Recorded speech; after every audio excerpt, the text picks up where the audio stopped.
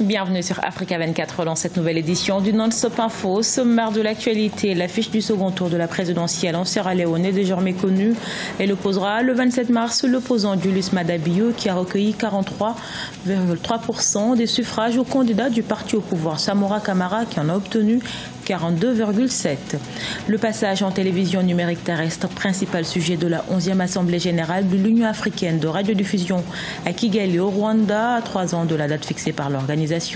Seulement 10 pays africains ont pu réussir la migration à 100%.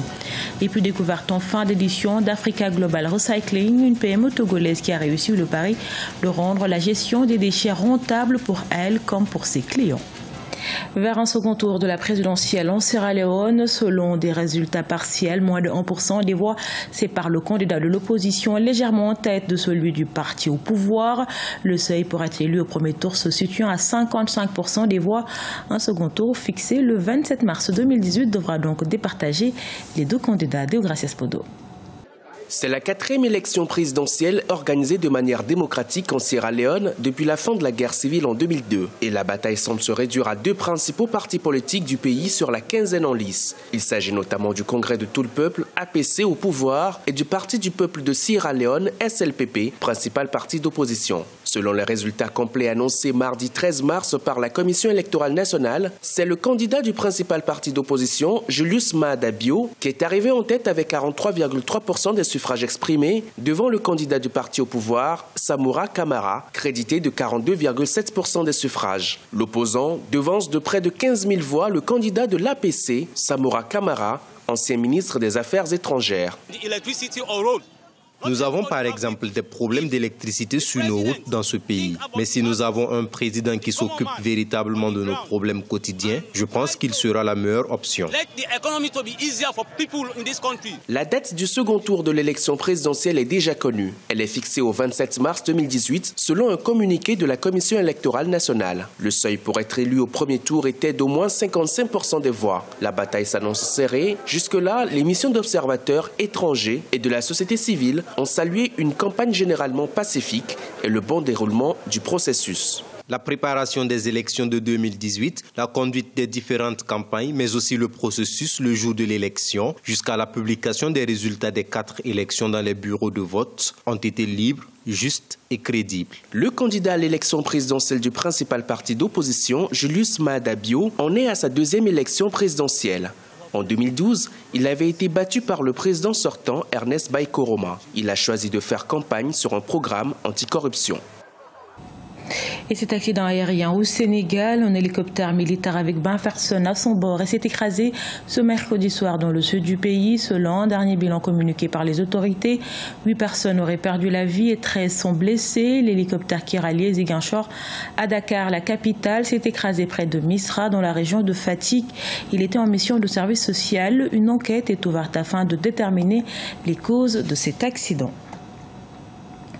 355 millions de dollars, c'est la somme injectée par la Banque centrale du Nigeria sur le marché interbancaire des devises. Une opération de routine qui joue un rôle important dans la stabilisation de la monnaie.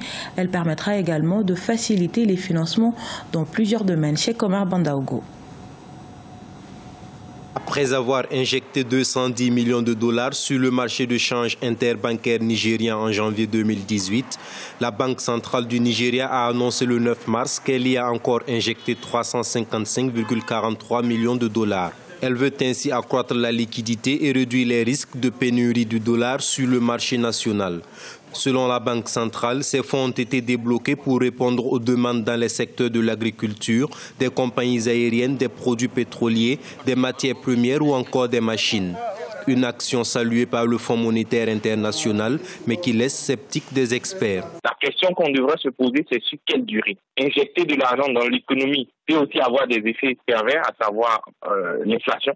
Mais en plus, si cela n'est pas contrôlé, ça peut ne pas être une solution viable à long terme. Dans la mesure où on a besoin des relais de croissance de l'économie afin qu'ils soient activés pour que l'environnement des affaires soit assaini, pour que l'argent retiré des affaires puisse servir à d'autres investissements sur place et ne soit pas réorienté vers d'autres destinations. Si cette action de la Banque centrale peut s'avérer inefficace sur le long terme, d'autres solutions devraient permettre de gérer pendant une période plus longue et de façon permanente le risque de pénurie des devises du marché de change. Notamment l'assainissement du monde des affaires, la mise en place de mesures d'accompagnement des différents entrepreneurs afin que les revenus tirés des affaires soient réinvestis au Nigeria et non pas ailleurs, afin de limiter cette tension de liquidité dans l'économie. Premier producteur africain de pétrole, le Nigeria a connu une récession à partir de 2016, conséquence de la chute des cours mondiaux des hydrocarbures. S'en est suivi une pénurie de devises dans le pays, le pétrole contribuant à hauteur de 70% des revenus du pays et à 90% de ses ressources en devises. En mars 2018, les réserves de change du pays ont atteint environ 46 milliards de dollars contre 42,8 milliards en février, soit une hausse de 3,2 milliards. Une hausse contenue depuis décembre 2017 résultant des efforts de la Banque centrale visant à décourager vigoureusement les importations inutiles. Kigali, la capitale rwandaise, accueille depuis ce 12 mars la 11e Assemblée générale de l'Union africaine de radiodiffusion. Pendant 5 jours, les participants vont discuter des défis, mais également des solutions à la migration digitale en Afrique, un processus difficile pour de nombreux pays, notamment en matière de financement. Reportage de notre correspondant Fratan Dakiaisang. La migration numérique est actuellement un sujet de discussion dans le monde médiatique africain et l'un des plus grands bouleversements de radiodiffusion en Afrique, selon des experts. À seulement 3 ans de la date butoir fixée par l'Union internationale des télécommunications, les acteurs dans ce secteur font les dernières consultations pour atteindre cet objectif malgré les défis. On peut parler aujourd'hui des défis financiers où l'ensemble des pays africains étaient confrontés à la recherche de financement pour pouvoir amorcer, on va dire, les projets de migration. Le deuxième défi, il est technologique. Entre autres, cette infrastructure n'est pas aujourd'hui une infrastructure native qu'on a l'habitude de gérer. Et il faut apprendre, il faut faire tous les plans de montée en compétences qui vont nous permettre de prendre en charge ce type d'infrastructure. Le troisième défi, il est de type organisationnel, c'est-à-dire dès l'instant qu'on change les paradigmes et les types d'équipements de réception sont tout à fait nouveaux. Il faut qu'on s'assure de la fourniture de marché en termes de, en termes de quantité et garantir aussi la qualité de service du signal, notamment sur les nouveaux émetteurs qui seront déployés à travers les réseaux.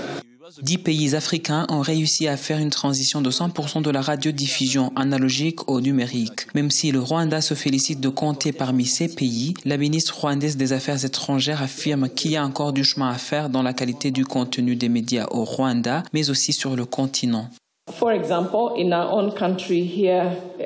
Au Rwanda, malgré l'augmentation du nombre de chaînes de télévision grâce à la migration numérique, ceci ne s'est pas traduit en l'amélioration de la qualité des programmes diffusés pour les téléspectateurs. Très souvent, on nous sert des telenovelas américaines et des packs d'informations européennes, comme si nous n'avons pas de très belles histoires à raconter en Afrique.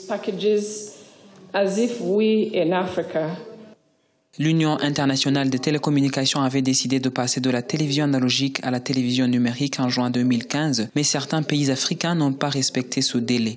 À 3 ans de l'expiration du nouveau délai fixé pour juin 2020, l'Union africaine de radiodiffusion rassure que les pays vont cette fois respecter cette échéance. C'est que le déchet soit bien plus qu'un déchet, c'est le slogan de Africa Global Recycling implanté au Togo. Cette PME transforme les déchets en livres, en tuyaux d'irrigation, en bâches agricoles ou encore en carton. Une innovation sociale rentable pour la PME comme pour ses clients. Ibrahima Djemaba.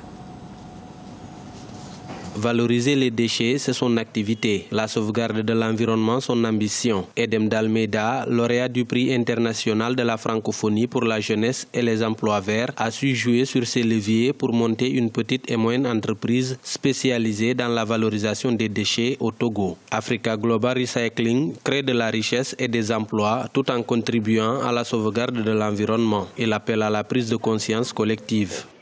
Les gouvernements, les premiers, les collectivités manquent de moyens techniques, manquent de réelles compétences et il leur revient aussi d'aller chercher ces compétences-là pour vraiment aborder avec succès la question de la gestion durable des déchets, qui n'est pas, je dirais, un mythe ou voué à l'échec en Afrique. Selon un modèle d'économie circulaire, Africa Global Recycling, avec sa vingtaine d'employés, rentabilise son activité. L'entreprise a fait le choix de collecter les déchets qu'elle traite à la source, le plus souvent auprès des entreprises. La gestion des déchets n'est pas si nouveau qu'on le pense, selon Edem d'Almeida, même si les défis actuels sont inhérents à l'évolution des communautés. Le déchet a toujours fait partie de la vie de la communauté. Si nous allons dans le, je vais dire, le microcosme du village, le dépotoir faisait partie de la vie des habitants. La pharmacopée empruntait des éléments du dépotoir. La phytothérapie empruntait des éléments du dépotoir. Nous avions un cercle déjà vertueux qui s'opérait. Mais ensuite, il y a eu la question des villes, la question de l'urbanisation, l'électrification, qui a amené à la problématique de la gestion de ces déchets. Africa Global Recycling a été créée en 2013. Aujourd'hui, l'entreprise compte une cinquantaine de clients sur la base de 45 types de déchets recyclables. Son modèle économique est fondé sur la compensation financière. AGR collecte des déchets auprès des entreprises qui se chargeront de la vente des produits valorisés. Ce journal a été réalisé par l'ensemble de la rédaction. Merci pour votre fidélité. Dans un instant, une nouvelle édition de l'actualité sur Africa 24.